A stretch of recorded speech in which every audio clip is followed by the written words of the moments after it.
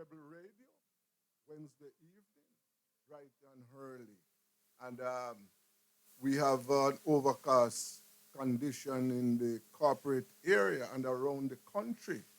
But I want to welcome all my listeners and viewers to Rebel Radio as we start another program. And as usual, we have a plate filled with nourishment in the form of information. This afternoon, we'll be talking, as is customary, we have talking investments coming up at 6:45, and we'll be talking to former Minister of Trade and Investment, Minister of Industry and Investment, Mr. Anthony Hylton, and a member of the British-based Wellspring Investments, Mr. David Collett. And that company has branches all over the world, in Britain and United States, in Guyana, in Belize, Trinidad, and in Jamaica. And as a matter of fact, they are planning to spread their wings in Jamaica. At 8 o'clock, 7:45, 8 o'clock, we go to food security. And I am not weary of using this term precarious. We are in a very precarious position in Jamaica as far as food is concerned. And I keep on repeating on this program that we have to do everything possible to ensure that we have food and, as a matter of fact, broaden our export base so that we can export and earn. Right now, we are facing a situation where we might not be, or it might become very difficult for us to find food in this country. $1 billion annually is spent importing food and other durables. But we have to cut back on this import bill. We'll be talking at that time to agriculturalist scientist, Dr. Omer Thomas, and Mr. Canute Sadler, who's an exporter. And that will be some of what we'll be offering to you later on. But some very interesting things. You know, they build a police station in a lake. If you look at our screen, you should be seeing it now. This station was supposed to have been opened for operational use in 2020. Now it's 2022. And because of where the station was constructed, it was not opened, and it has not been opened. And during the last flood rains, it was almost inundated with water. Now, can you imagine any policymaker in Jamaica using their own money to spend $70 million building a building and that cannot be used? It's because they are using taxpayers' money. It is going to cost an extra $270 million to get that building operational. Can you imagine that? Over in Clarendon, I see where residents in Lionel Town planted several banana plants in the road. That was to highlight the number of potholes in the road. They used the potholes to plant banana plants. Now, the member of parliament, I am wondering, I think that is Mr. Lowton cousin. I sincerely hope that he is aware of what is happening. And then the alley bridge, I know that bridge from in the 70s. And it is in need of repair. Now, my understanding, and I hope I am incorrect, that the two members of parliament, Mr. Pernell Charles Jr. and Mr. Lowton Cousins, they are quarreling about whose constituency the bridge is located, where it is located. Now, that is, if that's true, I hope that is not true, because that is pure nonsense. These guys were elected to serve the people. And that is what we expect of them, and that is what they must do.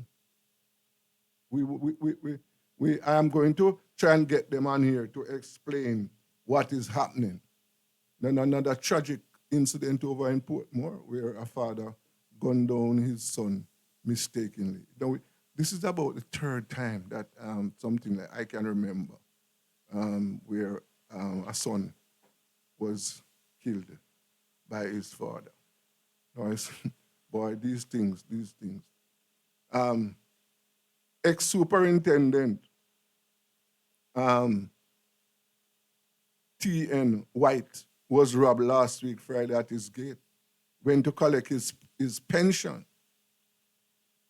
Right in Rockford here, not very walking distance from where we are. 3 people were shot Friday night, one of whom died. Now, the bloodletting continues, and there is no end in sight, absolutely none. I see where the Prime Minister for the umpteenth time made some promises about what is going to be done about flooding in Jamaica. They have been making plans, promises, how to deal with flooding and the victims for the last 60 years. And every year, during the hurricane season, they make another statement. Oh, we are going to do this and do that. Because it's poor black people are being flooded. They don't give a damn, except when election time comes, them go around with $5,000 and all kind of giveaways in order to trick the people. And the people allow themselves to be tricked. That is my dilemma. When are we going to stop? When are we going to come to our senses and realize that we are being taken for a ride? Well, so many social issues, economic issues, political issues.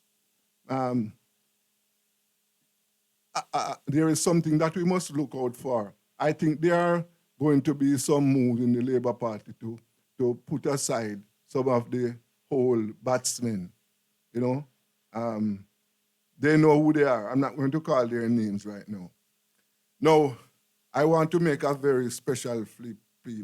My friend, I am not a KC old boy, but a prominent KC old boy is in need of help right now. Right now. I saw a voice note earlier on this evening where a member of his family is pleading to KC old boys to come to his assistance right now. He's very low. I'm talking about Delano Franklin. He's hospitalized and he needs blood supply. So, KC old boys, whatever old boy you are, friends, associates, please rally to Delano's call right now. It is very, very critical that we go out and donate blood so that our brother can regain his strength and walk again. Please help him. My other friend, Dennis Morrison, is not too well. We can only wish him, all of them, both of them, a speedy recovery. And we want to wish all those brothers and sisters who are in hospital or at their home, ailing at this time. We want to wish them a speedy recovery and hope that they will be back on their feet as soon as possible. This is really a time when we have to rally and help our friends, families, and associates. Really a trying time. And the politicians can fly out on air ambulances whenever they want. And they have access to the best hospitals in the country. We don't. The taxpayers don't. And the public health institutions are always in short supply, whether it be equipment, medicine, space. But the hospitals used by the rich and powerful and the political actors, they are always in the best condition, and they have all the medical supplies and personnel to treat them whenever they are sick. Now, these are some of the things that we have to deal with in this country. It can't be. The two Jamaica must end. And until then, I personally, and I'm rallying people to reject this thing about out of many one people. Out of many what's it one people. When you have 99% black people squatting on gully banks, 1 million of us squatting on gully banks, living in deplorable conditions, can hardly buy food, can't afford medical care, victims of police shootings, and solely beating women, pregnant women. And you have 2% and who are the privileged people, and then them come tell you about out of many one people. Many one people where? Majority black.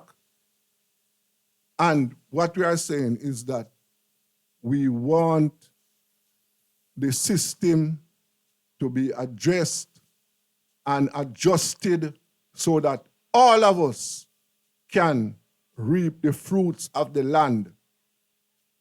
I mean, I make no apology for that. This is Rebel Radio and I'm Desmond Richards.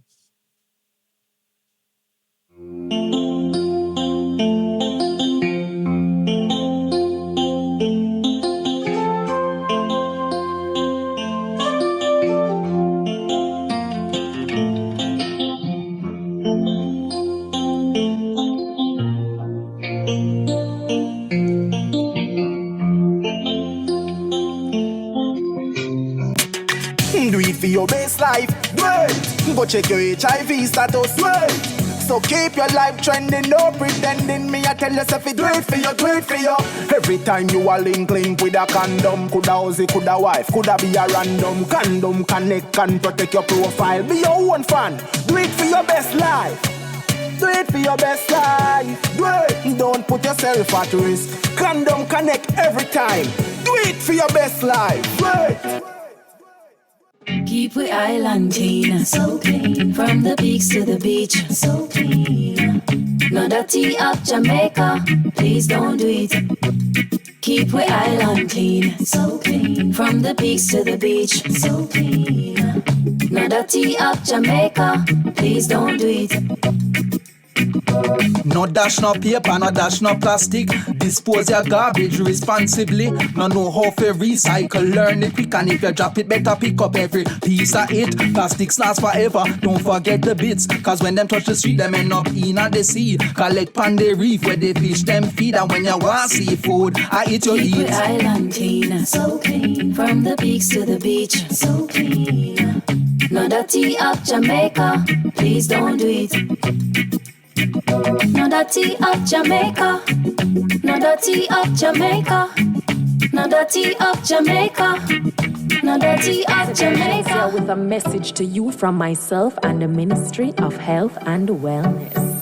Shenyang, everyone say wear a mask where the numbers drop. I don't want COVID, lay you down flat. Nose and mouth you fi cover up that. Oh oh, oh oh, sanitize or get hospitalized. Fight the virus and fight for your life, yeah. Nobody talk about say you no response no more. Don't be reckless, cause your test say you not have it. You can still get the virus from somebody. Don't be reckless, cause your test say you not have it. You can still get the virus. So keep the numbers down. Protect yourself and the people around. COVID in town, 6 feet apart and 6 feet in the ground. Yeah. Keep the numbers down. Protect yourself and the people around. COVID in town, 6 feet apart and 6 feet in the ground.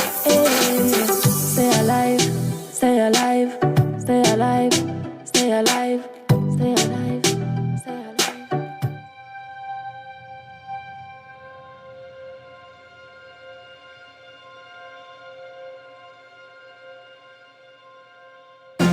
One, two, three, two more. 1, 2. Adults to 30 minutes activity daily. Love your body, treat your body right. Vegetables, make sure you eat plenty. Children do 60 minutes activity daily. Drink some water when you feel thirsty. Cut down dessert and have a smoothie. Jamaicans, love your body, treat your body right. Love your body, treat your body right. Just eat right. Love your body, treat your body right. Love your body, treat your body right. One more time now. Love your body, treat your body right. Love your body, treat your body right. Just eat right. Love your body, treat your body right. Love your body, treat your body right. Listen up. Make sure you know your health status. Go a doctor and get a regular checkup. Chronic disease can slowly creep up. We can lower the risk and live up if we just eat right and get moving. Jumping, running, dancing or skipping. Change the children, them lazy habit. Make them play out the door and put down the tablet. Jamaicans, love your body, treat your body right. Love your body, treat your body right. Just eat right. Love your body, treat your body right. Love your body, treat your body right. Jamaica, get moving. Love your body, treat your body right. Love your body, treat your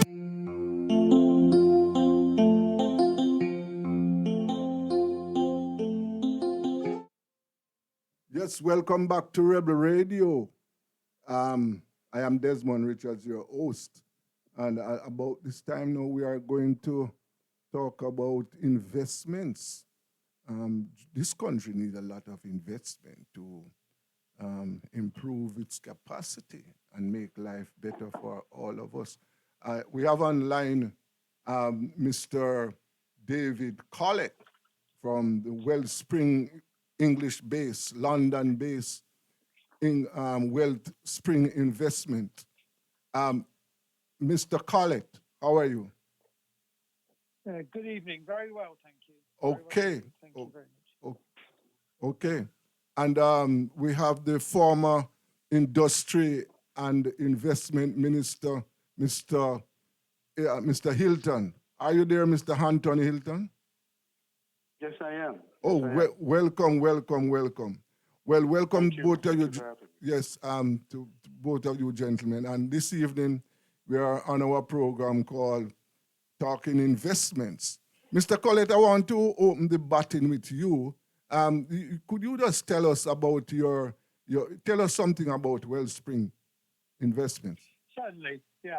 Wellspring, basically, Wellspring, it looks at and works particularly with islands on a global basis. Currently, we're working with Seychelles and Mauritius in three key areas. One is sustainable agriculture, sustainable energy, and sustainable housing. And we try and address the issues regarding those areas holistically.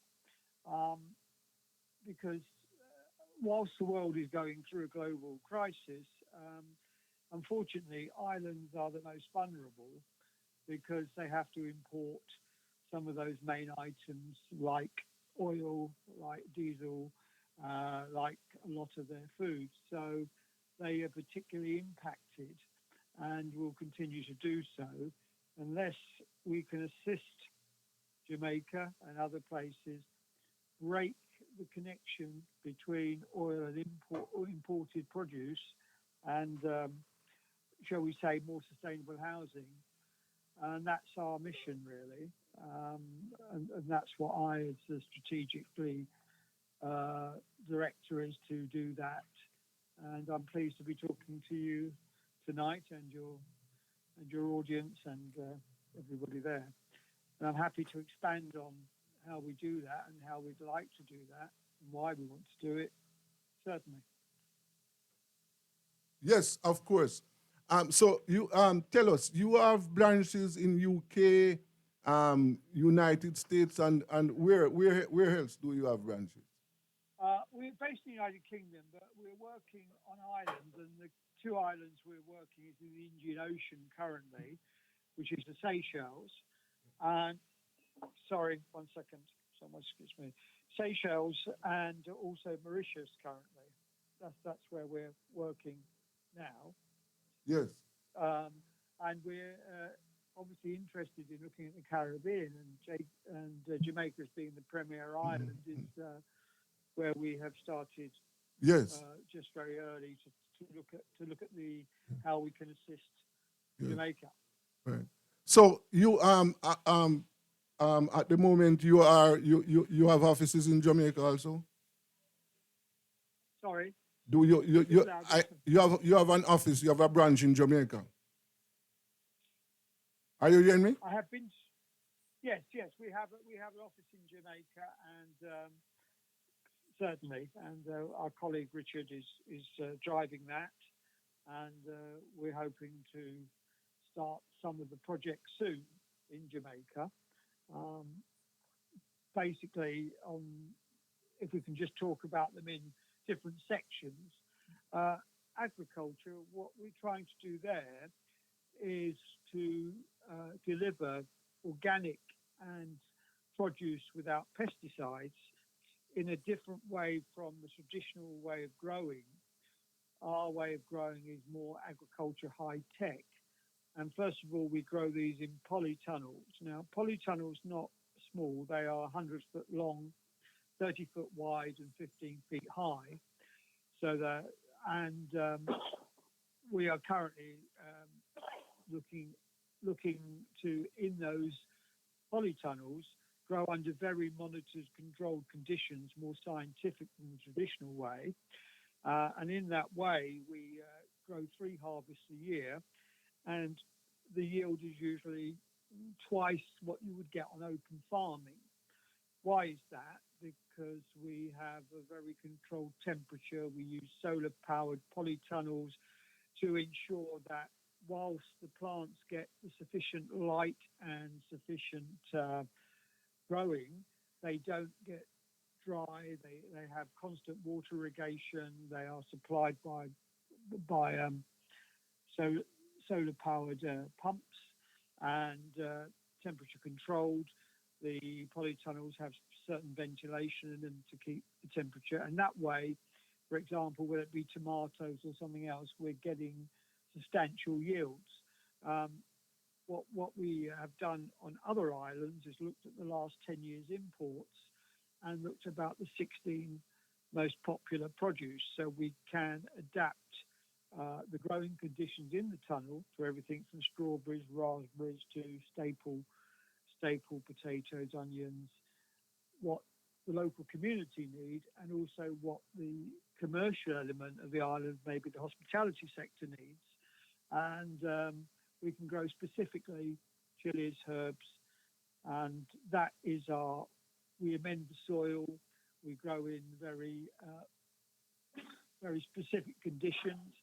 Um, we not only want to grow in our own polytunnels, though, we want to help the local farmers and work in a joint venture with them to give them more high-tech ways of growing. And at the same time, farming generally does not attract young people anymore because they don't see it as a very exciting area or just labour intensive. So we want to attract young people with a more scientific approach, and that's what we're doing. Right. Typically, we would hope to employ, depending on the acreage involved or the acreage available to us, about 300 people in all walks of life. Interestingly, it works very well with female workers because many of the jobs are quite delicate. Because the way we do it is we grow from seed under germination in a special unit, and what we do is we cross fertilize for the best way to produce a local produce. For example, we've been working 10 years in Ghana, Uh-huh. and they've the west coast of Africa is very keen on tomatoes, so we crossbred a local tomato with an Italian breed, which suited the conditions. So you're talking about Because, you're talking about some mega farms. sorry, No, you're talking about some large farms. they can be larger, they can be small. Usually we get 10 polytunnels to an acre. Uh-huh. So it depends. But as I say, apart from doing reasonably large size farms, we want to work with the local farmers on their land Right. and providing them the technology, training. And we're not, we obviously want to ensure that this works for the community. Right. And I obviously can't comment too much, but I would imagine you are probably growing about 25, 30%, and obviously somebody can correct me on this, and you're importing about 70% of produce currently. You're perfectly right. We have a huge import bill. But I want to bring in, the former Minister of Industry and Investment now. Let him, Mr. Hylton. I'm here. Yes, you heard what Mr. Collett is saying. I mean, what during your time and even now, I mean, what he's saying there is something that we could adapt. Are you in agreement with that? Yeah. Well, whereby he used the term Politano. I'm not familiar with the term, but I suspect he's talking about greenhouse, some kind of particular type of greenhouse technology. Yes. It is, if I can say, it's, greenhouses are often glass, especially the Dutch variety, and in England we used to have them in the Channel Islands. But these are specially treated polytunnel coatings, which work with the sun as it moves round, because, as you well know, on traditional farming, if you can just compare it, it's often open to many issues that actually reduce the crop, i.e. you could have insects, drought, pesticides. Too much pesticides. We do not use pesticides. I want to be very clear on that. We use natural local fertilizers that we can source, and we're aware in the different islands what they are. Mm-hmm. So this is organic, which is obviously healthier. I mean, some islands that we've dealt with got very bad in the 70s with pesticides, and that has led to cancer and other issues, but it's not healthy. And as you know, at the moment, fertilizers are causing the price of crops to grow rapidly because of the situation in Ukraine and Russia, which has a lot of fertilizers. So by using natural local fertilizers, you manage to maintain the pricing. I mean, the issue at the moment is, prices around the world are causing not only fuel poverty, but food poverty. Mm-hmm. And that will continue to increase. So what we're trying to do is stabilize the price. So like in Jamaica, if we can switch that 70 import and 30 local to 70% grown locally and 30% imported maximum, that will reduce the balance of payments for Jamaica, but also it will create jobs, but also more healthy crops. And you've got, I think, probably, again, correct me if I'm wrong, but you've probably got about GDP from the hospitality sector of about 40%. I don't know. You know, gentlemen, hold it there. When we return, Mr. Hylton will take up from there.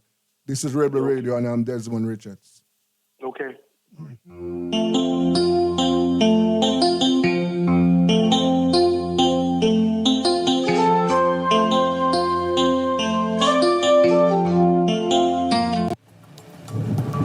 Ever wanted to share what you know about a crime, but were too afraid? At Crime Stop, we make it easy for you to report on crimes safely and 100% anonymously. All it takes is 4 simple steps. First, contact the tip line at 311 or visit www.crimestop.org or www.311tips.com. Then share what you know anonymously with one of our trained counselors. Any information related to criminal activity is accepted. We don't want to know your identity. We don't record calls or use star 69, and there is no way of tracing tips over the phone or online.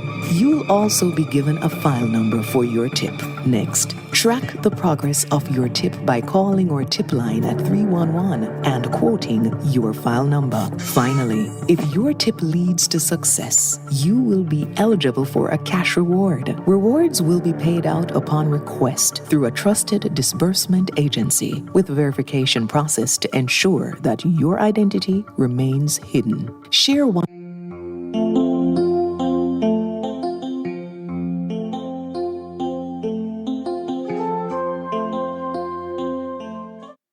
Welcome back to Rebel Radio, and we are talking investments to former Minister of Trade and Industry, um, Mr. Hylton, and Wealth Management, Wellspring Investment official, David Collett. Mr. Hylton, when we took the break, you were about to respond to some of the investment opportunities in Jamaica at this time.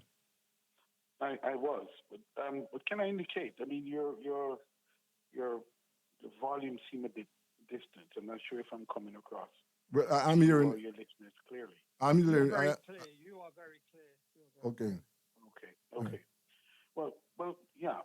Well, I've listened for the last few minutes or so, and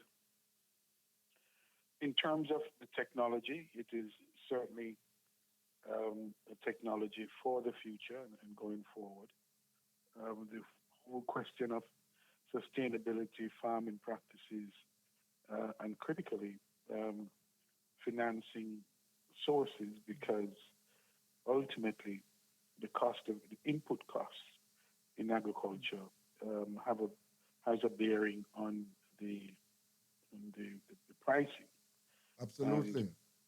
your guest quite correctly points to the global challenge, the immediate global challenge of food security on one hand, food poverty, and the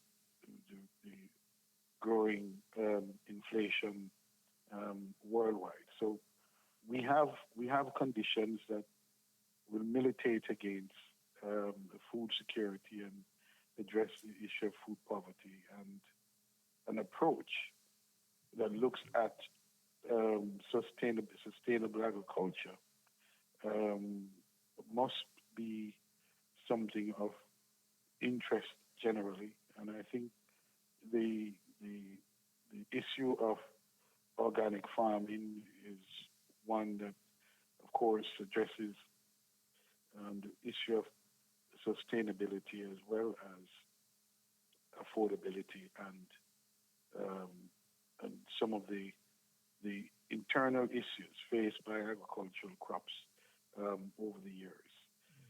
It will be interesting to just to learn the activities and understand what has been the track record in Seychelles and Mauritius. Mauritius, by the way, in the Indian Ocean, is an island similar in size to Jamaica population and similar history, but has done reasonably well with their developmental strategy, and I would say very progressive experience coming out of Mauritius. When I was foreign trade minister, I visited. I had to deal with them quite a bit in ACP, what was then ACP, Asia, Africa, Caribbean, and Pacific relations with European Union, and a range of issues. So I'm quite familiar with Mauritius and their developmental strategy, and I would consider that Mauritius is one of the um, more advanced and developed among the small island developing states in the Africa, Caribbean, and Pacific region. It would be interesting to know more about it, but certainly the technology in agriculture is relevant and something that should be examined. Mr. Collett, could you just segue into your plans for housing development in Jamaica? Yeah, certainly. Do you want? Sorry, should I just finish on agriculture and move on to energy and then sustainable housing? Is that time allows? Does it allow? Yes, but well, if go ahead, go ahead. Okay, so let me just finish on the key is obviously a more scientific approach to farming and working with the local community to train. The factor for the local farmer and some other areas is the initial capital expenditure cost of obviously manufacturing, installing these polytunnels. We would manufacture them on the island because shipping costs have gone through the roof. and we'd like to provide local work for the community, and they can be fabricated locally. The plastic type coating, specially treated, is imported, but the rest of the structure can be manufactured.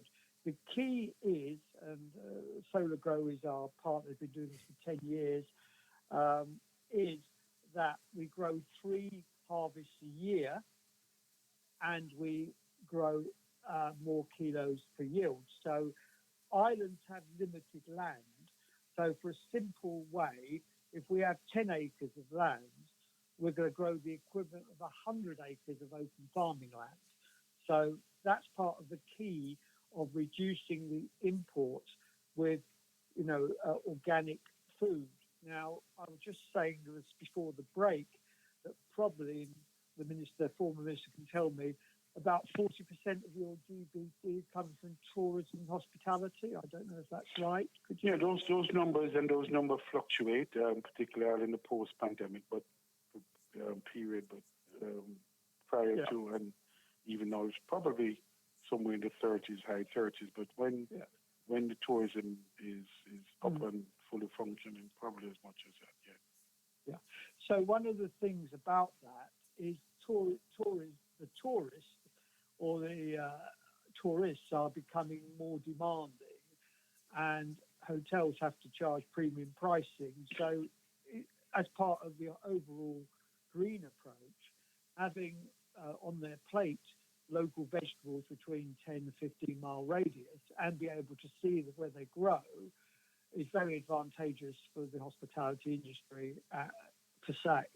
Correct. So we can bring that like a farm-to-table concept.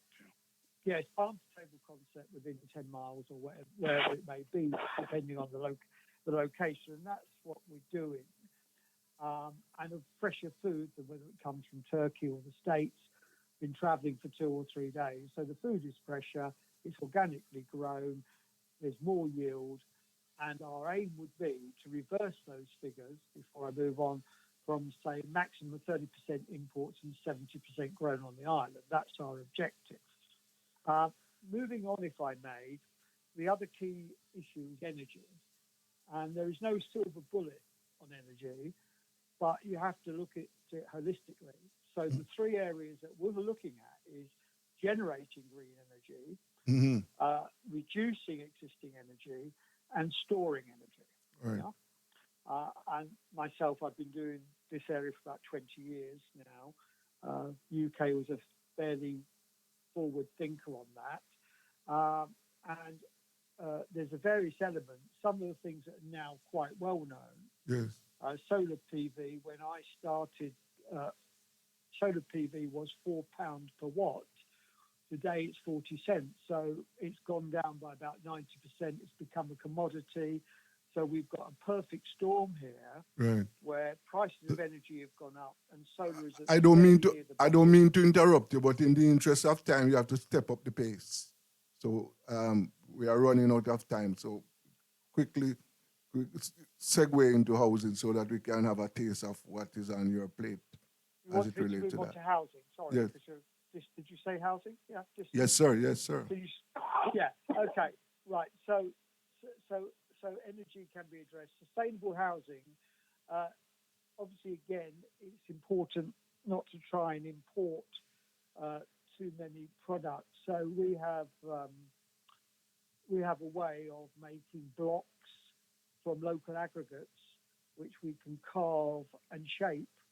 So we would bring a manufacturing unit. We have about 3 different ways of bringing fire retardant or insulated type building blocks that we can make on the island, and also which is sustainable because we're using raw materials. And also we're also looking at 3D printing of houses for speed to make sure they are also sustainable.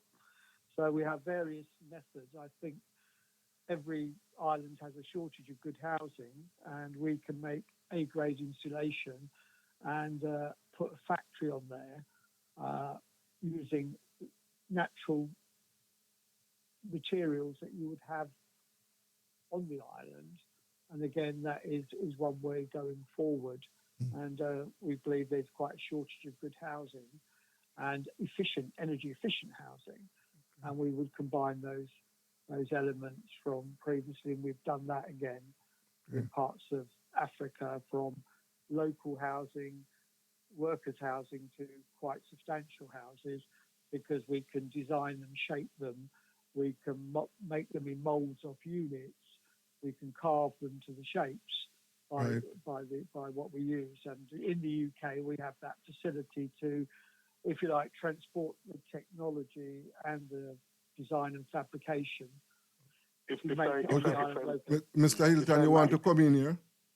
Yes, if I might, yes. I would want to suggest to your guests that it's of critical importance, particularly in the area of housing, also as well in sustainable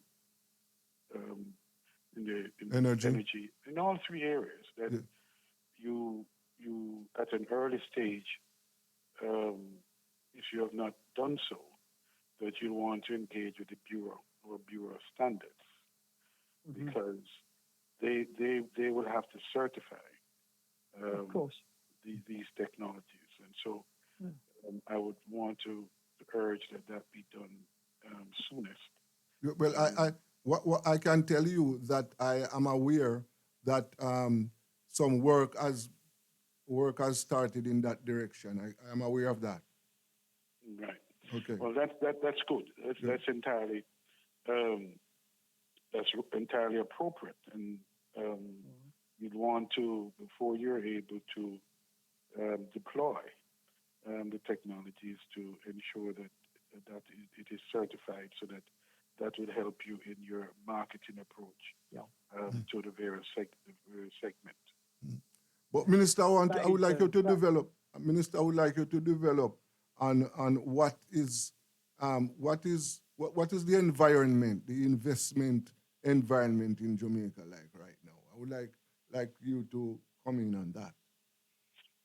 Well, it's investment, particularly investment, is a challenging environment now globally because of inflation. You have instability, and in Europe, I mean, if you watch what is happening in Europe generally because of the Russia-Ukraine war, it's quite a challenging environment.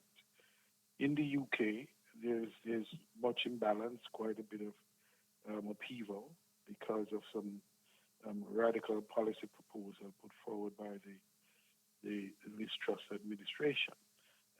In Jamaica and the Caribbean generally, a bit more stable, but of course,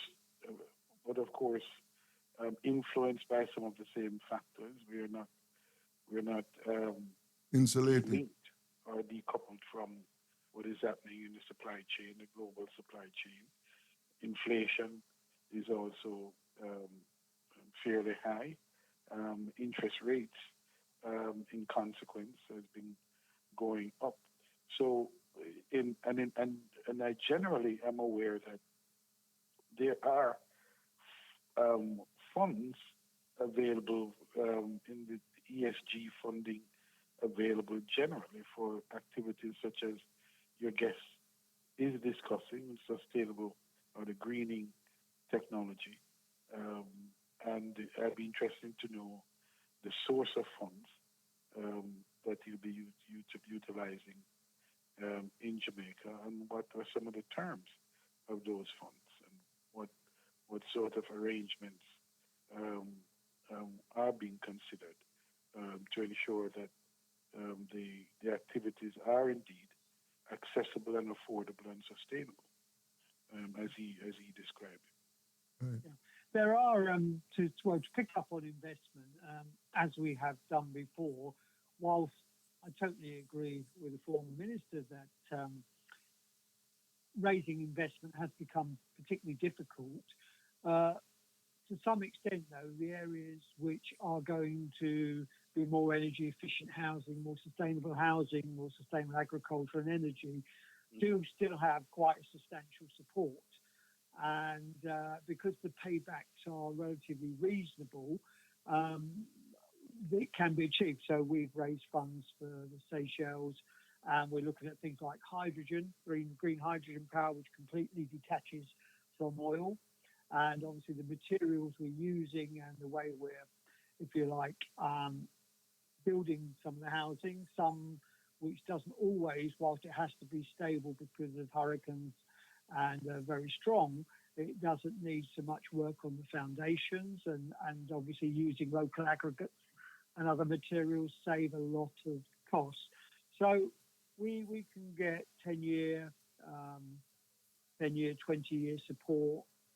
Like on the solar power, we can do power purchase agreements where pension funds and others are very happy to help support us in installing solar commercially, because capital expenditure for the local industry, local people is the biggest inhibitor to going green and reducing energy costs. But if they have a long-term power purchase agreement, which is less than the current rates of energy, I think that particularly getting away from diesel, I think at the moment I'd be right in saying that if you include maintenance, the cost of running diesel on certain parts of Jamaica, you will not be electrified at something like 50 cents per kilowatt hour, and probably from the local state. But may I ask you? Yeah.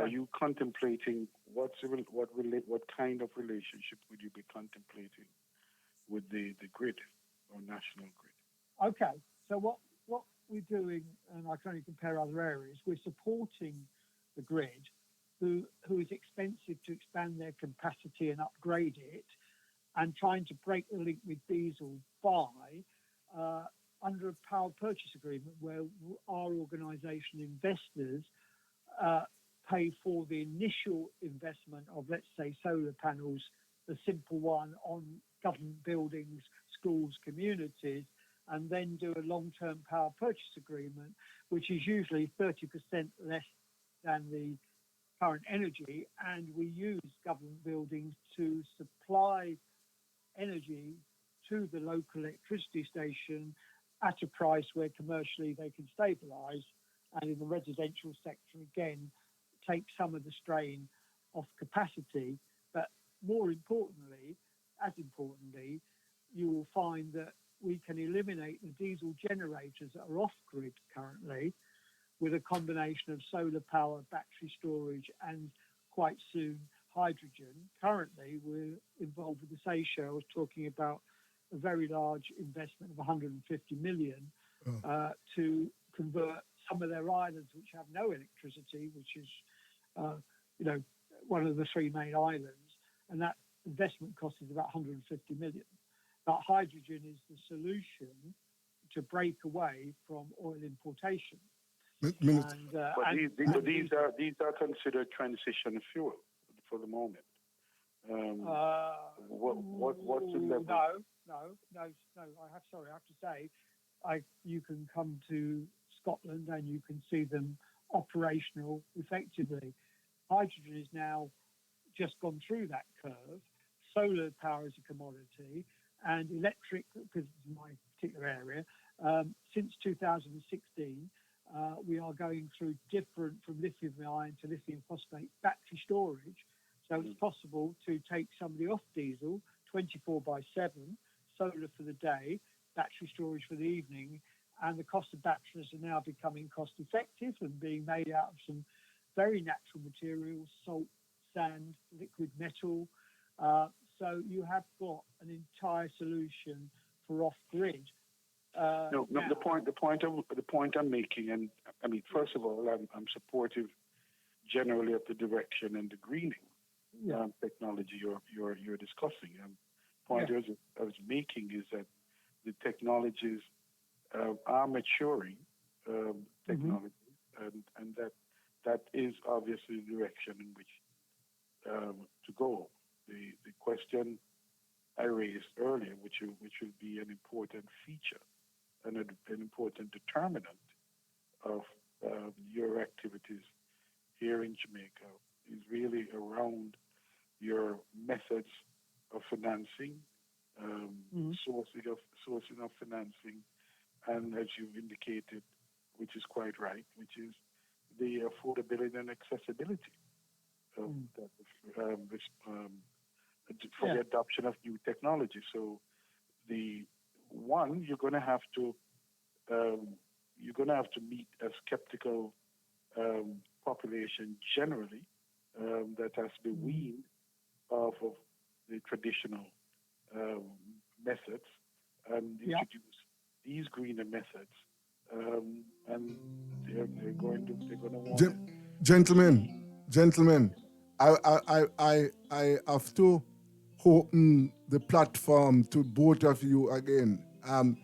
Next week, we want to continue this discussion because some points raised by Mr. Collett is like sweet music to the Jamaican consumer ears as it relates to electricity. So we are run out. We are out of time now. But next week, Wednesday, we are going to continue same time. And I want to thank Mr. David Collett and Mr. Anthony Hylton. This is Rebel Radio, and we are talking investments. Thank you very much, gentlemen, and have a good night.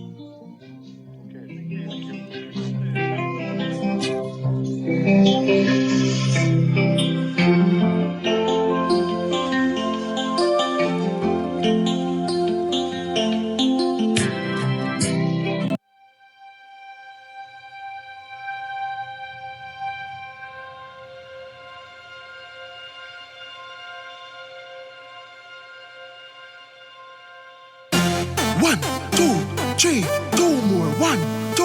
I does the 30 minutes activity daily. Love your body, treat your body right. Vegetables, make sure you eat plenty. Children do 60 minutes activity daily. Drink some water when you feel thirsty. Cut down dessert and have a smoothie. Jamaicans, love your body, treat your body right. Love your body, treat your body right. Just eat right. Love your body, treat your body right. Love your body, treat your body right. One more time now. Love your body, treat your body right. Love your body, treat your body right. Just eat right. Love your body, treat your body right. Love your body, treat your body right. Listen up. Make sure you know your health status. Go a doctor and get a regular checkup. Chronic disease can slowly creep up. We can lower the risk and live up if we just eat right and get moving. Jumping, running, dancing or skipping. Change the children, them lazy habit. Make them play out the door and put down the tablet. Jamaicans, love your body, treat your body right. Love your body, treat your body right. Just eat right. Love your body, treat your body right. Love your body, treat your body right. Jamaica, get moving. Love your body, treat your body right. Love your body, treat your body right. Just eat right. Love your body, treat your body right. Love your body, treat your body right. After 2, make me hear you say I love me. 1, 2. I love me. 1, 2. I love me. 1, 2. I love me. After 2, make me hear you say I love me. 1, 2. I love me. 1, 2. I love me. 1, 2. Jamaicans, love your body, treat your body right. Love your body, treat your body right. Just eat right. Love your body, treat your body right. Love your body, treat your body right. One more time now. Love your body, treat your body right. Love your body, treat your body right. Just eat right. Love your body, treat your body right. Love your body, treat your body right. Jamaica, get moving. Love your body, treat your body right. Love your body, treat your body right. Just eat right. Love your body, treat your body right. Love your body, treat your body right. One more time now. Love your body, treat your body right. Love your body, treat your body right. Just eat right. Love your body, treat your body right. Love your body, treat your body right. Listen up. Love your body, treat your body right. Love your body, treat your body right.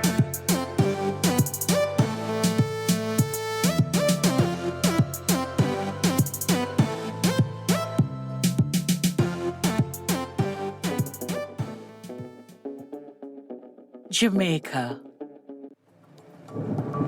Ever wanted to share what you know about a crime, but were too afraid? At Crime Stop, we make it easy for you to report on crimes safely and 100% anonymously. All it takes is 4 simple steps. First, contact the tip line at 311 or visit www.crimestop.org or www.311tips.com. Then share what you know anonymously with one of our trained counselors. Any information related to criminal activity is accepted. We don't want to know your identity. We don't record calls or use star 69, and there is no way of tracing tips over the phone or online.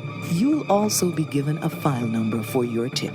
Next, track the progress of your tip by calling our tip line at 311 and quoting your file number. Finally, if your tip leads to success, you will be eligible for a cash reward. Rewards will be paid out upon request through a trusted disbursement agency with verification process to ensure that your identity remains hidden. Share one.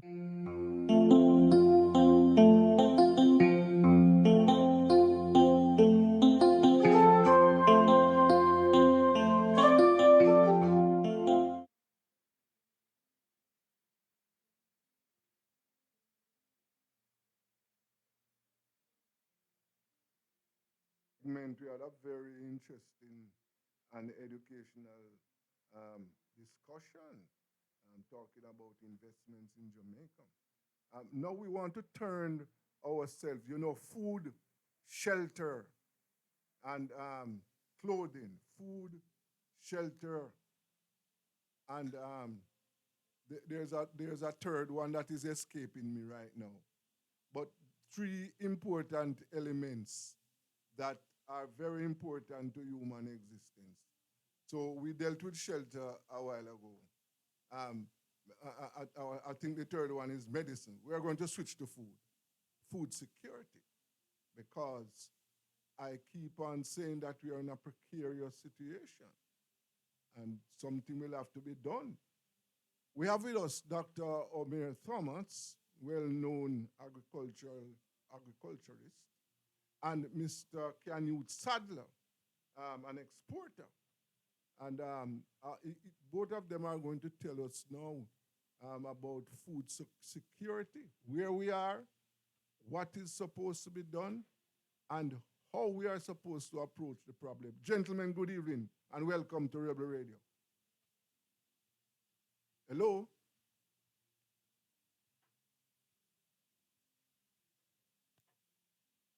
Hello? Okay, we are sorting out some technical issues. But as I was saying, that we're, the policy makers, we have to do something to address this critical issue of food security in the country. And one of the issues that we have to tackle immediately is to how we are going to cut our huge import bill running at $1 billion annually. No, that is not sustainable. And in the current environment in which we are now, we are faced with serious issues. The Russia-Ukraine war is one factor that must be on our minds. Hello? Yes, hello? Hello? Mr. Sadler? Yes, I'm here. Okay, Dr. Thomas? I'm here. Okay, welcome, gentlemen. Welcome to Rebel Radio. And we are talking about how we are going to put food on our table and what must be done in order that we will maintain that position where we are able to put food on our table. I get the impression, well, it is more than an impression. We are moving in an area now where serious attention ought to be paid to that. What is your response to that, Mr. Sadler? Well, as you look at the system today, you'll find that most of your agricultural land, good agricultural land that can be used,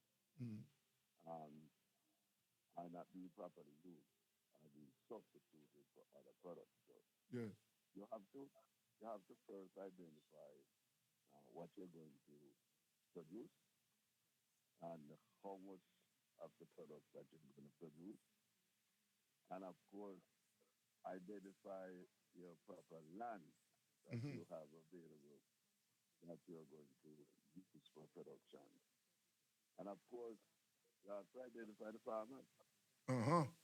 people you're going to identify to produce the goods. Right. Right now, you have about 200, little in excess of 200 farmers. They're 200? basically yes, 200,000. Oh. So they are basically subsistence farmers. Uh-huh. And you know what the requirements are. Government knows what they have to produce, what they're importing at this time, in excess of $1 billion. Can you produce the Irish potato you import? Can you produce the onions that you import, the tomatoes that you import, and other products that you're producing? Can you produce them?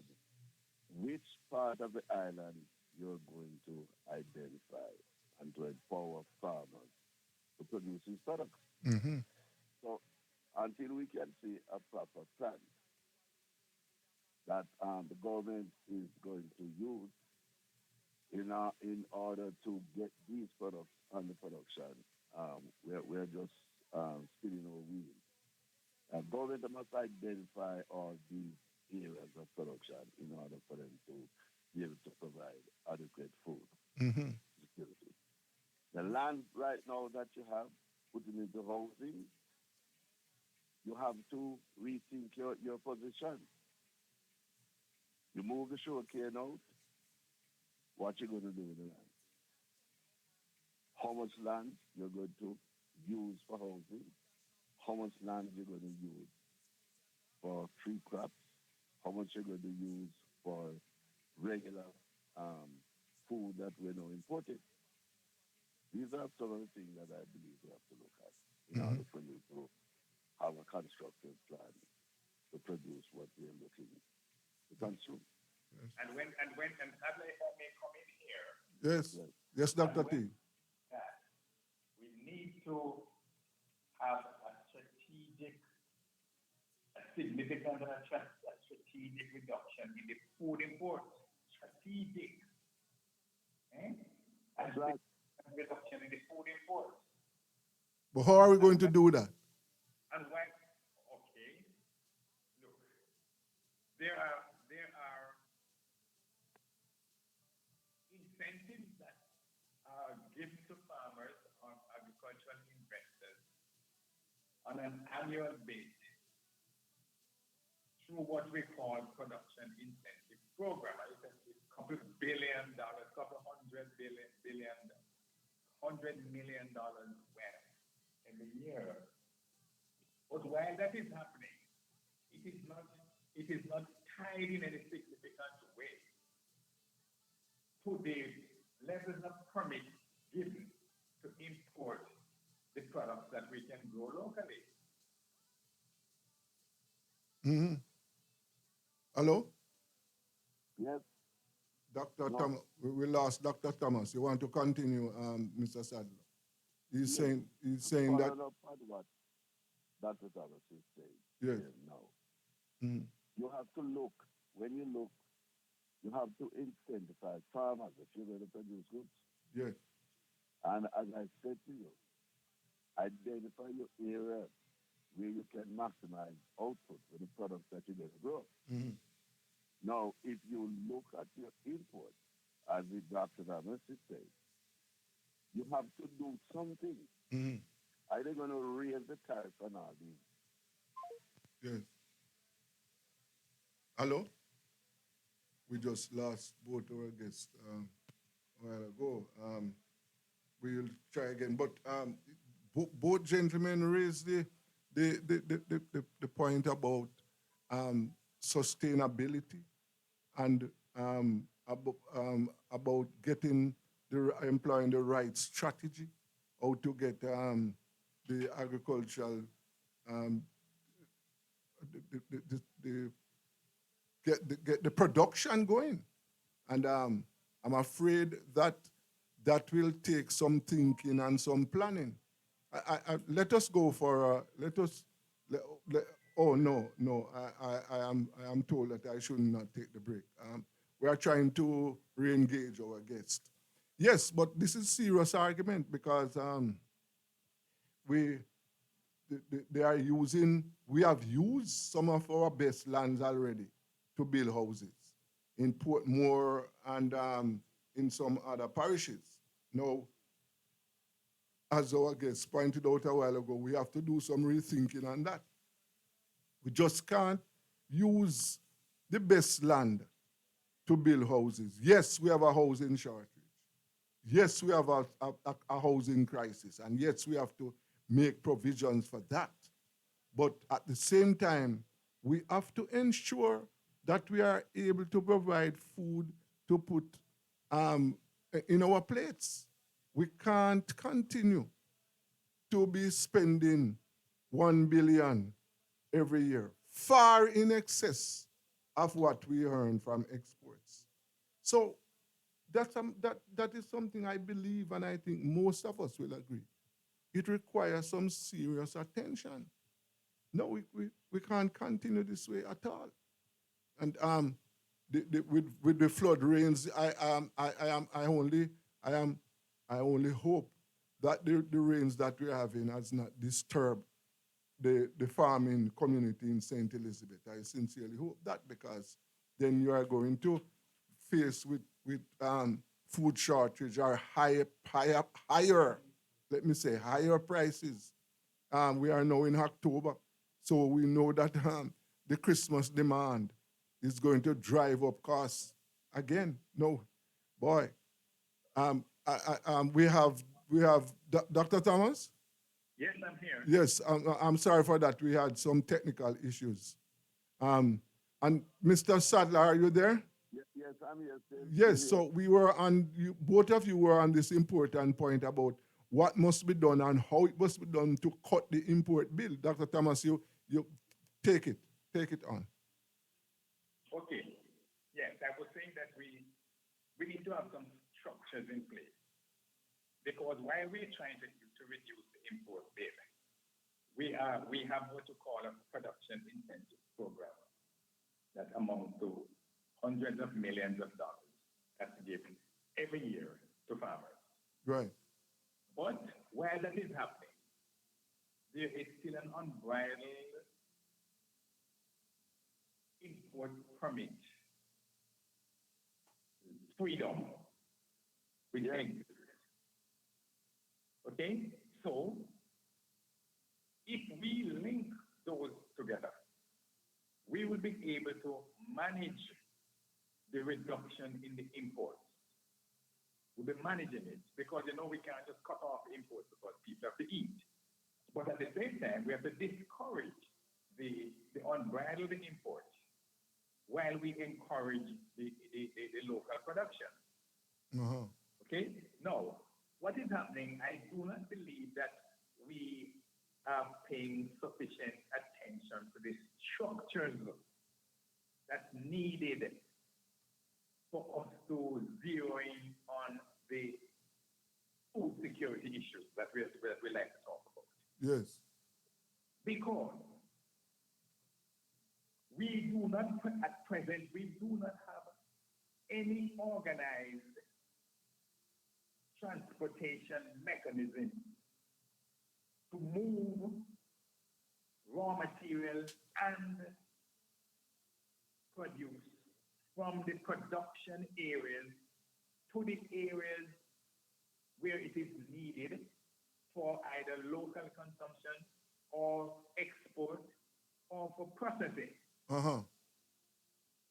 There is no storage mechanism in place to allow for the storage of these produce to supply the areas that I've just mentioned. Yes, but Dr. Thomas, Dr. Yes. Thomas, there is a gap in your analysis a while ago. Now, that, as Mr. Sadler pointed out, there is are we capable, as we speak, to fill the demand? Our farmers, are they capable? When I said capable, do they have the capacity to fill the demand? So if we, so for example, if we cut the import of onions and tomatoes, Yes, we do have the capacity to do so. We have land, we have technology, we have know-how. so what Okay? is preventing What us we then? do not have, is an enabling environment. Explain that. The enabling environment means that we do not have the type of policy direction that is supervised and superintended by the principal policymakers in the agriculture ministry. Yeah.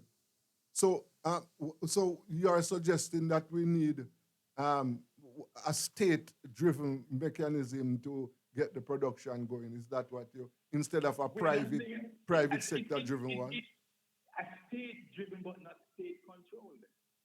Okay. Yes. Mr. Sadler, what is your take on that? Yeah. I tend to agree with that. Yeah. State driven, but not state controlled. And as Dr. Sava said, we have land, right? Yes. Now, that is capital right there. Uh-huh. We have technology too that can drive the productive sector. Yeah. The incentive to do the production is another point that you have to look at. But so Dr. what Thomas, I'm saying is but that the but next Dr. thing I'm Thomas saying is just. the next thing. Oh, I'm I'm going to sorry. say something Yeah, here. go ahead. Yeah. I'm going to say something that is very, very important because I'm coming from way back when I knew agriculture was at peak. Today, you don't see the driven pride in the farmer producing. I knew when I was a young man, my father was a producer. And there were various people in the community who produced goods and services. There was a certain amount of pride that the farmer had. Yes. And he had that incentive to produce. They even compete with one another. Today, you don't seem to see that spirit of production in the farming community. Mm-hmm. And that, to a certain extent, feels that I feel is that most farmers are not really incentivized. The cost, fertilizer cost is very high. And of course, one of the major factors is that when he produces goods and services, there used to be really mobile transportation moving goods from country all the way to the farm, to the market. Yes. Yeah, the railway which was there, coming all the way from mountain. People used to drive over there, put them goods on the railway, and would carry them straight into Coronation Market. So transportation is an issue. That was an issue, you know, and you don't really see that spirit of competition among farmers. Yes. As we used to see it in the old days. That being, they're not empowered to that extent. They don't have the pride. Mm-hmm. And then as a result of that, a lot of the land you see today are idle because farmers who used to produce are old, and the new people who are supposed to inherit the farm have not gone on the farm at all. They have no interest. Is that what you're saying? They don't have the incentive to go on the farm. I don't have the land right there. Yes. Then, one of the real things too is the cost of production. Mm-hmm. Cost of producing goods, and the farmers don't feel that is properly incentivized and paid. Yes. So he don't produce goods at all. Right. The government also allow too much imports. Well, that's what we are talking. The government, you can have substitution for a lot of things you import, you know. Yes. You know, you import Irish potato, it's ridiculous. Uh-huh. You import onion, it's ridiculous. Don't import it. But Mr. Sadler, when I go to Saint Elizabeth, when I contrast what you are saying about the farmers not incentivized, when I go to Saint Elizabeth, I see a different picture. I see farmers doing very well, or if not doing very well, certainly making an honest living and it is obvious in many cases. Yeah, I'm not saying you're not seeing some farmers feeling comfortable and making money, because farming to me is a business. Yes, There are many farmers making a lot of money in the farm. right. Yeah, none of them are making money. Not saying anything about that. Yeah. But what I'm saying, that high-driven production that we saw in the early days is not there. Okay. But your coffee industry declined all the way to zero, almost to zero. Yes, Your cocoa industry is almost at zero. yes, yes. Your banana industry is actually at zero. Your coconut industry is at zero. Actually, all the major crops that we had that drive the industry are basically at zero. Yes. Why? Yes. Well, Right. some of those, for example, coconut was hit by diseases. No, no. We're in the age of technology, man. Other countries are producing coconut. Yes. Brazil are producing. Mexico producing. And all the South Latin American countries, Sri Lanka producing. And Why they don't shut down their industry? and they were afflicted by the same disease that was caused. Disease. How come they don't shut down? Okay. Okay. Well, what have we done with our research to drive our industry? The- We have everything, let everything slip away. yes. And you can't develop a healthy agricultural sector without the proper research. There we You go. had a healthy research at one point that drove it, Yes. right? You kill that away right now. There's no incentive in research anymore. Uh-huh. The College of Agriculture, the University of the West Indies, do not have healthy research centers All right. that you can come up with new varieties.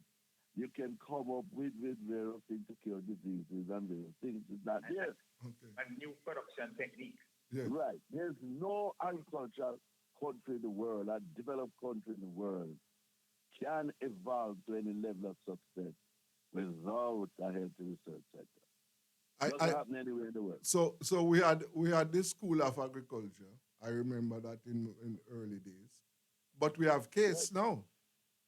Yes, it's the same. It's college is 112 years old. It doesn't name change. Yes. So what we're saying is that there's no healthy research. The government have not invested in research Yes. to come up with varieties to withstand disease and to increase output. They have not done that. But Sadler, let me just tell you though, we keep saying the government. But let us look at this now. Agriculture is a viable business.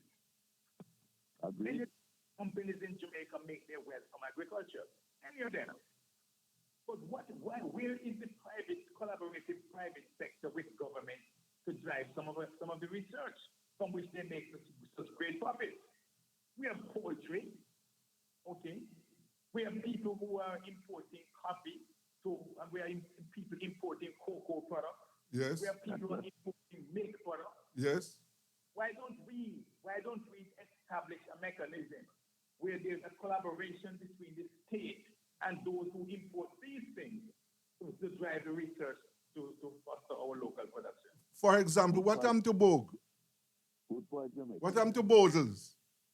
No, that is making a very good point.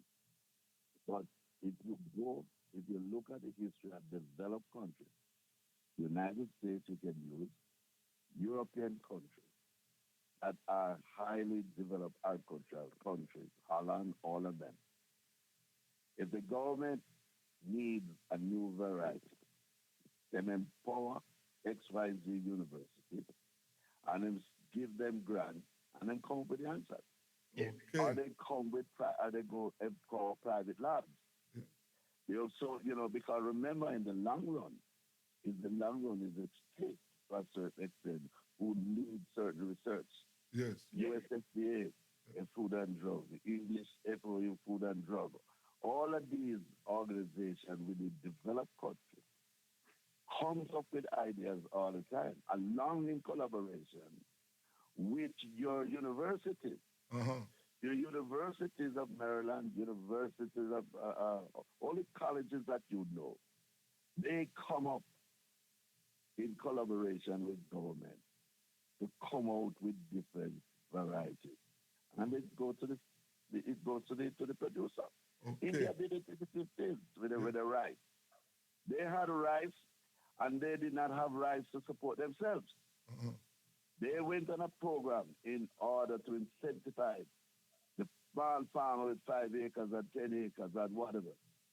And they came up with variety of rice from their research. And they insist that the farmer plant it. Now we come up with a variety of yam, which is the minister. Yes. And it can give us the yield, but we don't insist that the farmer plant it. Okay. Okay. So the administration also is very important. Yes. Yes. So if you come up with something that you know will increase yield, you have to put it in production. Right. For example, The farmer say, boy, me I plant this for the last 10 years and this me I plant and not change. Uh-huh. You can't, in agriculture, it's a technological business. And you don't subject to change. You have to start changing. if he doesn't change, he doesn't get his product sold. Yes. You see, so if he doesn't change the product, can't say, but not true. Yeah. Because Let us- I say, once you do that, and if you apply, everybody is planting that. Everybody have to buy. So what are you going to do with it? Gentlemen, let When us. everybody is planting minister yam, and you have increase, you get that smaller yam, whatever it is. So what are you going to send? Everybody have to buy minister. Gentlemen, let us take a break. We'll be back. This is Rebel Radio, and we're talking agriculture. Stay tuned.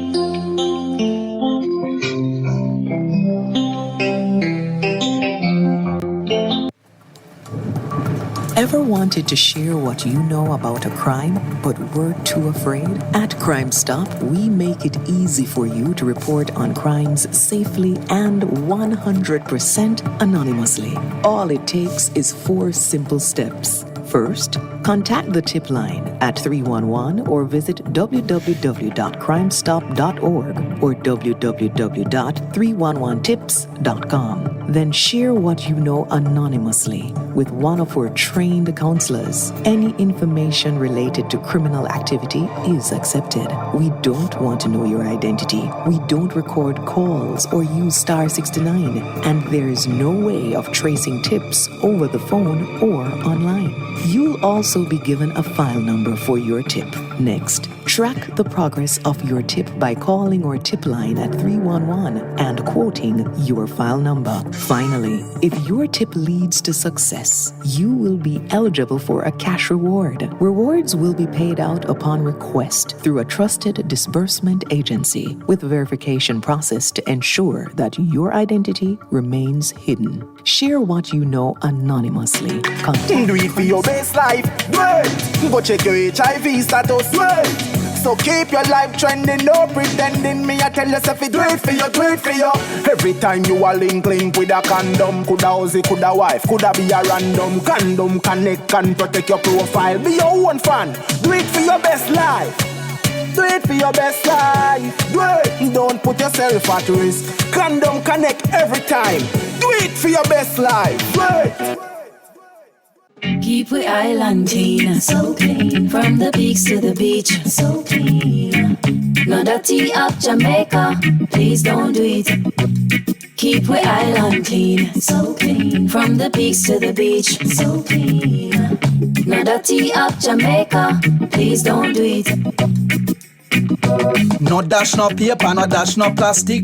Dispose your garbage responsibly. No know how to recycle, learn it quick. And if you drop it, better pick up every piece of it. Plastics last forever, don't forget the bits. Cause when them touch the street, them end up in the sea. Collect pan the reef where they fish them feed. And when you want seafood, I eat your Keep eat. we island clean, so clean. From the peaks to the beach, so clean. No dirty up Jamaica, please don't do it. No dirty up Jamaica. No dirty up Jamaica. No dirty up Jamaica.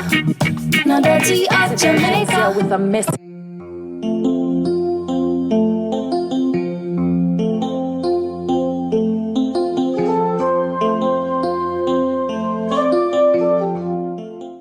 This is Rebel Radio, So, and we are talking about food security.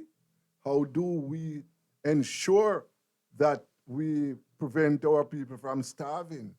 How do we ensure that we don't fall into a situation where our people are malnourished because they can't get food, the proper food to eat? We are talking to Dr. O'Meara Thomas and Mr. Canute Sadler. Gentlemen, keep us, continue provide us with some nourishing information about how to maintain our food security.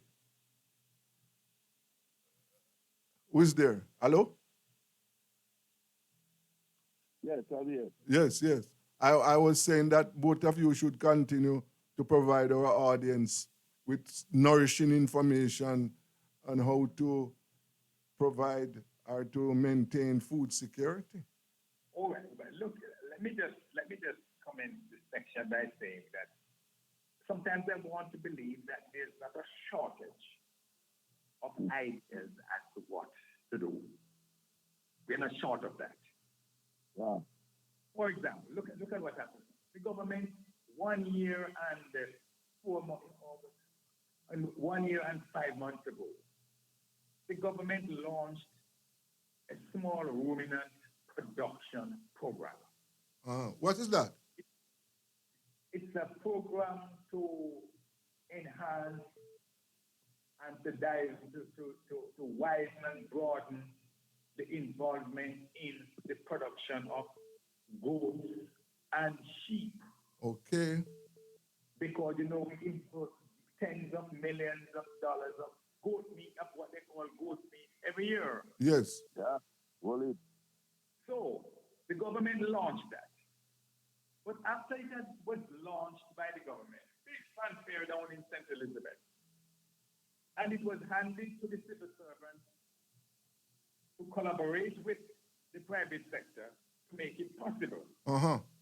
But this thing, to date, where has it been? It has been strangled by obstructive bureaucracy. Yes, yes. And malaise and entropy, if I may use those words. Yes. Okay? I am saying now, where then is the ministerial oversight? Yeah. Yeah. Where then is the ministerial oversight? So what we're saying is that the ministers just announce and move on. Move on. Yes. And this is a popularity contest we are on. Yeah. You see, when you announce, you must have a mechanism to follow up and to hold persons responsible for the failures. Yes. Gentlemen. Yeah. Yeah. Gentlemen. So some I people. want to ask this question. Yes. Where is the small ruminant production program which was launched 1 year and 4 months ago by the Minister of Agriculture? I hope to get some answers to that question from the Ministry of Agriculture. But gentlemen, there is one school of thought which says that part of the problem is that the big importers, which include some politicians, they are the ones who finance elections. They are the ones who support the political process with money. Hence, the political directorate are afraid, or they don't want to tighten up the imports because that will affect those who support them at election time. That there's one school of thought which says that, what do you think there's any substance in that, gentlemen? Well, that could be. I really can't comment on that section. Yeah. Me too. I don't want to comment on that section, but there's some truth to it. Yes. I can't say who finance what. Yes. Right. What we're concerned about is the availability of food to feed the nation. Of course. What we're concerned about is how much of what we can produce and where and at what time. But we are also concerned. What exactly Jamaica need? Yes. And how much onion we need, how much Irish potato, how much bananas, and whatever it is that we produce.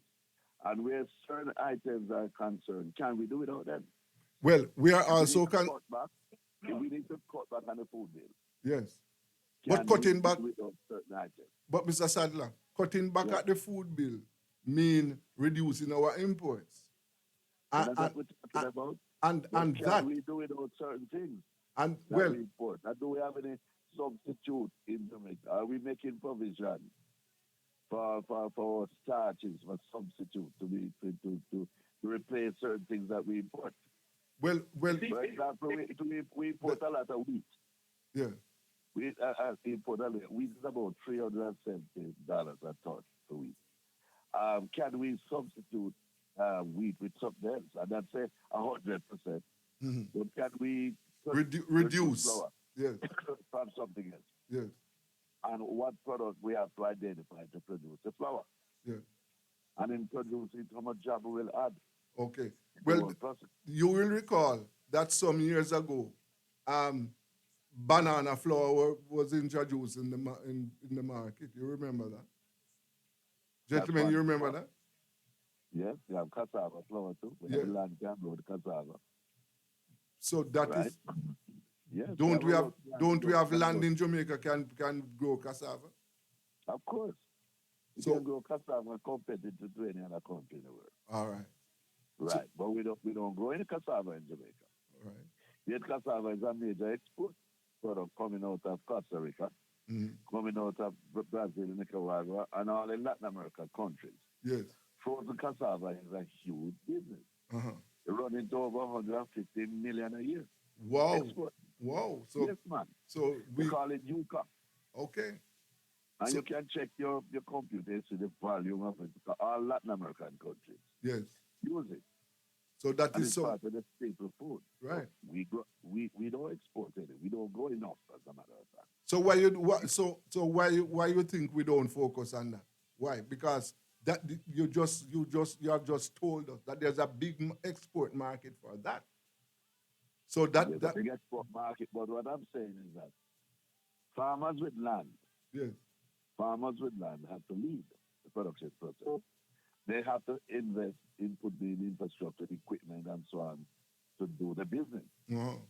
And they have to empower smaller farmers to support, Uh-huh. to provide backup raw material. Yes. But you have not found a producer yet or a manufacturer yet who says they're going to venture into that business itself. Mhm. I believe there are sometimes one or two manufacturers are thinking in terms of investing in that type of output. Yes. And until such time, that is just another opportunity that's just sitting there. Yeah. Gentlemen, Because the cassava is there, you can grow it. Gentlemen, Yeah. you know something? What about like in the meat industry? You don't think we can produce pork in sufficient We don't quantities that we Well, don't you have know, to? this industry, that knows that where the poultry industry is concerned Yeah. is pretty much under control. Yeah. Because the two basic producers, producing of chicken, Uh-huh.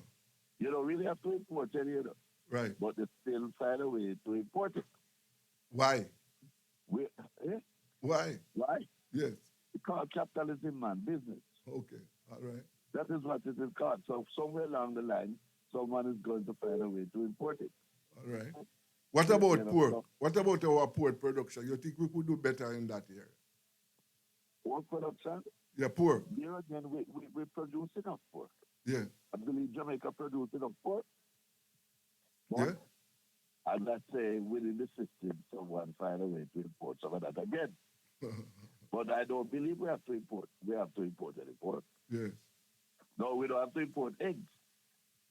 And I don't believe they import any eggs at all, except for hatching eggs for Yes. for production. Right. No, milk is another item. Milk. Yes. You check the record. How much we call milk we import to the country? Yeah. Not only milk coming into the country. Yeah. Right? Now, here's a product that we were at one stage of our life was totally self-sufficient. I remember that. And we used to produce more milk than we need where people consume. Yeah.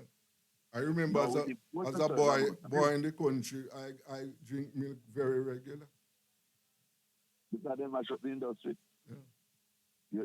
The industry mash up, the milk industry is just trying to resuscitate itself. Right.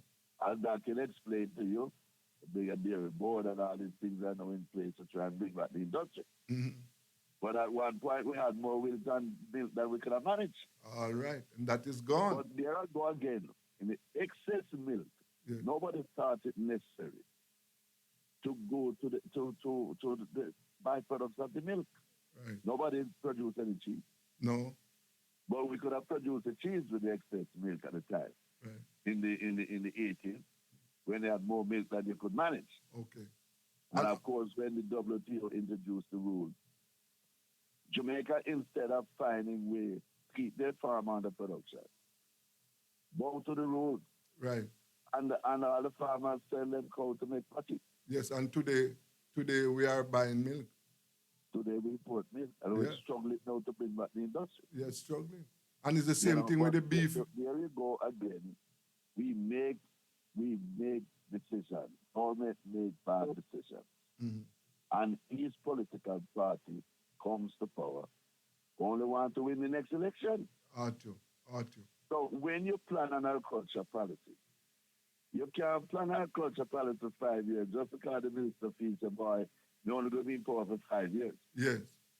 You have to plan a long-term agriculture policy. Of course, food is country long-term. develop without a long-term policy. Yes. So you plan a short, medium, and long-term. Yes. Your long-term policy, a lot of that is going to be in your tree crops. Yes. Mm-hmm.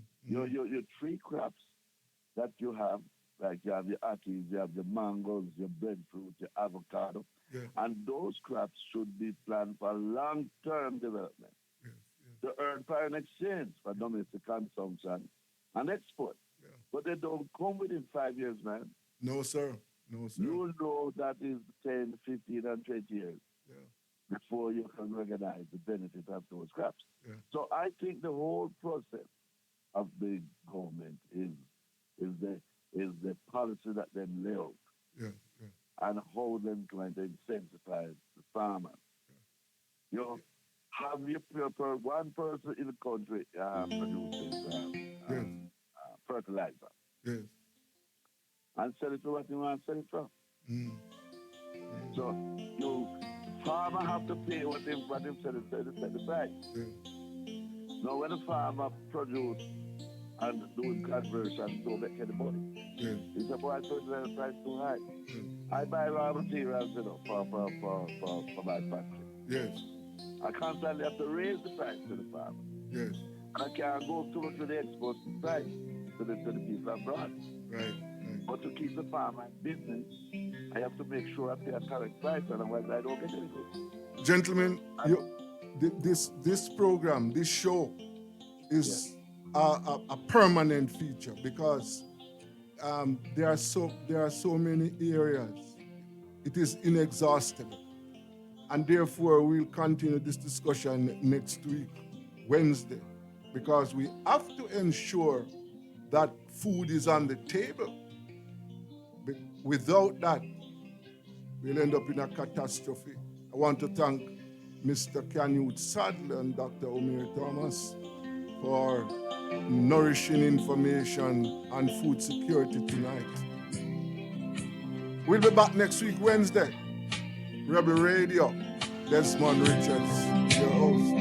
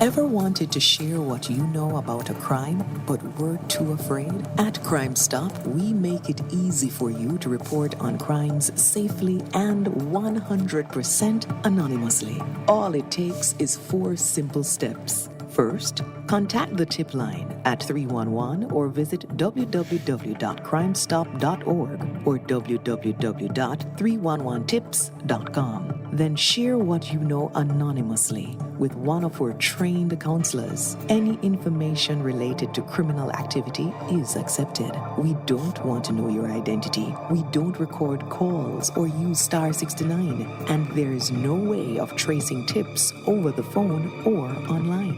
You'll also be given a file number for your tip. Next, track the progress of your tip by calling our tip line at 311 and quoting your file number. Finally, if your tip leads to success, you will be eligible for a cash reward. Rewards will be paid out upon request through a trusted disbursement agency with verification process to ensure that your identity remains hidden. Share what you know anonymously.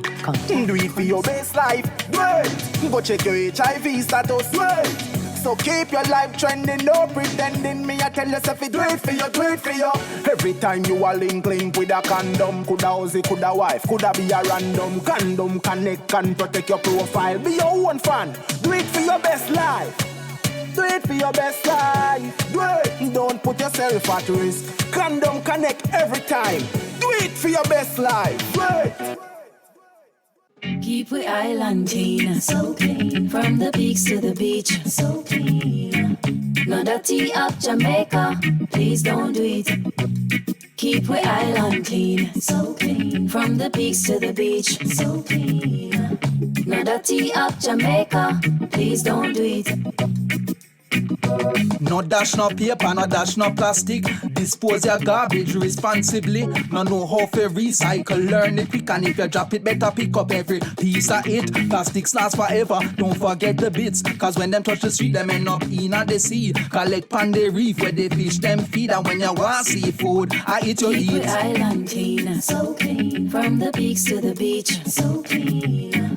No dirty up Jamaica, please don't do it. No dirty up Jamaica.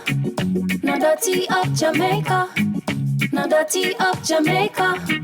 No dirty up Jamaica. With a message to you from myself and the Ministry of Health and Wellness. Shenyang, everyone fi wear a mask. Where the numbers drop, I don't want COVID lay you down flat. Nose and mouth you fi cover up that. Oh oh, oh oh. Sanitizer gets hospitalized. Fight the virus, then fight for your life, yeah. Nobody talk about say you no response no more. Don't be reckless, cause your test say you not have it. You can still get the virus from somebody. Don't be reckless, cause your test say you not have it. You can still get the virus. So keep the numbers down. Protect yourself and the people around. COVID in town, 6 feet apart and 6 feet in the ground. Oh, yeah. Keep the numbers down. Protect yourself and the people around. COVID in town, 6 feet apart and 6 feet in the ground. Stay alive, stay alive, stay alive, stay alive, stay alive, stay alive.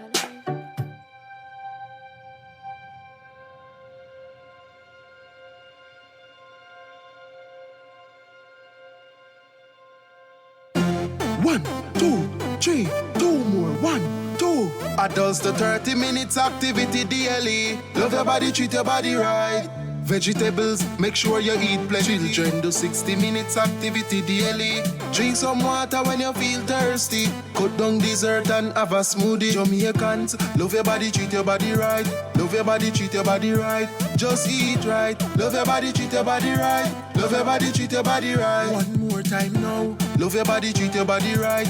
Love your body, treat your body right. Just eat right. Love your body, treat your body right. Love your body, treat your body right. Listen up. Make sure you know your health status. Go a doctor and get a regular checkup. Chronic disease can slowly creep up. We can lower the risk and live up if we just Eat right and get moving. Jumping, running, dancing, or skipping. Change the children, them lazy habit. Make them play out the door and put down the tablet. Jamaicans, love your body, treat your body right. Love your body, treat your body right. Just eat right. Love your body, treat your body right. Love your body, treat your body right. Jamaica, get moving. Love your body, treat your body right. Love your body, treat your body right. Just eat right. Love your body, treat your body right. Love your body, treat your body right. After two, make me hear you say I love me. 1, 2. I love me. 1, 2. I love me. 1, 2. I love me. After two, make me hear you say I love me. 1, 2. I love me. 1, 2. I love me. 1, 2. Jamaicans, love your body, treat your body right. Love your body, treat your body right. Just eat right. Love your body, treat your body right. Love your body, treat your body right. One more time now. Love your body, treat your body right. Love your body, treat your body right. Just eat right. Love your body, treat your body right. Love your body, treat your body right. Jamaica, get moving. Love your body, treat your body right. Love your body, treat your body right. Just eat right. Love your body, treat your body right. Love your body, treat your body right. One more time now. Love your body, treat your body right. Love your body, treat your body right. Just eat right. Love your body, treat your body right. Love your body, treat your body right. Listen up. Love your body, treat your body right. Love your body, treat your body right.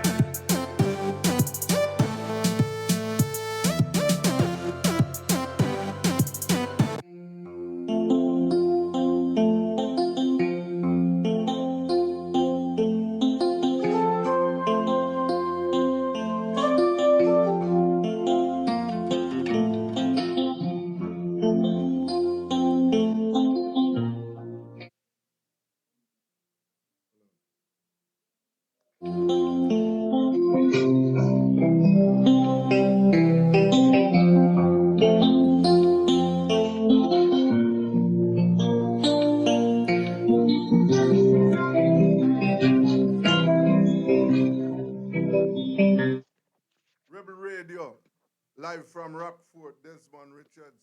And we just want to wrap up use the few remaining minutes to wrap with some of our country folks.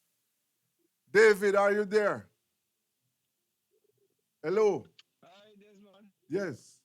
Yes, Desmond, I'm hearing you. Yes, we want to just wrap. We want you to tell us what is happening in St. Elizabeth, man. What is it raining down there?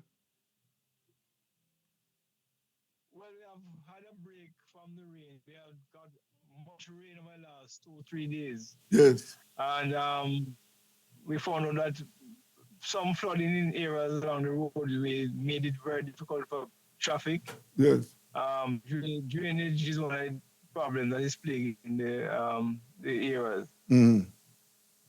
Okay. Lack of attention to drainage. Oh, wow. But the farmers must be very happy with these showers of blessings, eh? Always welcome the rains because, the southern parts especially, that is very productive, suffer very greatly from lack of rain, Yes. a lot of water. So I guess it's almost paradoxical, but they will enjoy that aspect of it. Okay. Now, apart from the weather, David, are things quiet in St. Elizabeth? Earlier this year, I observed some disturbing happenings in St. Elizabeth. I'm talking about crime. Yeah. What is the situation down there? Yes, indeed. There's quite was a great level of heightened criminal activities across the areas. It has quieted down a bit. We have recorded a number of murders. The police has responded, and there has been some level of restoration of calm. But there are issues as you go around the communities. You hear persons speaking about pockets of loose guys operating throughout the parish. Yes. But we must commend the police for having stepped up a gear. Mm-hmm. And the citizens now will have to come out and talk very openly against crime wherever they are, wherever district they live in, and they Yes. need to really engage the police. You know, I often tell my colleagues years ago when I started in journalism that I was responsible, working at the now defunct Jamaica Record. I was responsible for putting the annual crime data together every year. And there were some parishes that I just put one side. St. Elizabeth was one of them, Westmoreland, St. Thomas, Portland, St. Anne, those areas during that time, and I'm talking about in the 80s, what you had was a few domestic murders here and there.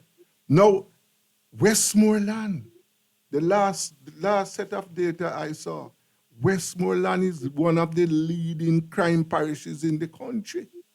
It is shocking when Portland murders are up there in quiet places like St. Anne. In other words, all the quiet parishes in Jamaica a few years ago are now places where blood is flowing like rivers, David. This is untenable. Yes, Desmond, that is a noticeable trend. And one of the worrying factors is that it's a creeping, it's a script on us unnoticed because, as you said before, that St. Elizabeth and Westmoreland, two parishes that have enjoyed a relatively calm and peace over time. Yes. But you have seen something coming with the unattached youths, Yes. and the opportunities are very few and infrequent. Yes. And there are some issues that are beckoning the young unattached persons, and we must speak to them candidly. The scamming and the operation of some drug elements have crept into the district, these communities, and have overtaken us. Yes. And we have to have a more re-energized approach Mhm. in the community with people getting back to community meetings, community groups, so we can interact with persons. And indeed, the family structure may be one you have to start with. Yes. Yes, David, we have to, and I mean collectively, we have to do something to really address these issues because they are right on top of us. And as I said, residents in these parishes are living in fear, total fear. And the criminal elements amongst us, seems to be having a free hand. And boy, I'm telling you, it is causing lots of grief and pain. And I don't know how much more can we bear. You're there? Indeed, Desmond. And, Yeah. indeed. And the responsibility has to be shared across each strata of society, Yes. from the political level to civic society, to society. Everybody needs to play a role. I can't overemphasize that if you offer yourself public office, you have a responsibility to the general public, Right. you conduct yourself and things like that. And we must emphasize these. I know what worries me as well. I look across the political spectrum, Yes. and I really hope that both political parties will make a greater effort Yes. to put forward persons who represent a particular level of, social grace. Let me put it that way. We need to up quality that we have. Oh, yeah. Well, David, let me say to be continued because we have, reached the end of the program, but we are going to continue this discussion. But on the note, when we resume the discussion again, David, something that is on my mind. What percentage of politicians nowadays, after they leave office, they can just apply for a job outside of their political office?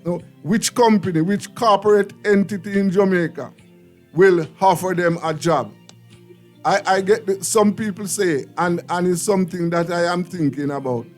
We have a set of unemployables running the country. This is Rebel Radio. I'm Desmond Richards. We have come to the end of the program.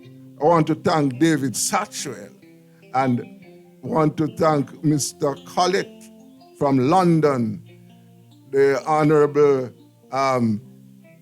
Hylton, former Minister of Investment and Trade, and also Dr. Omir Thomas and Mr. Canute Sadler for their participation tonight. Well, we'll be back on Friday with another show on Rebel Radio when we will provide you with nourishment for your mind. Good night and have a good and safe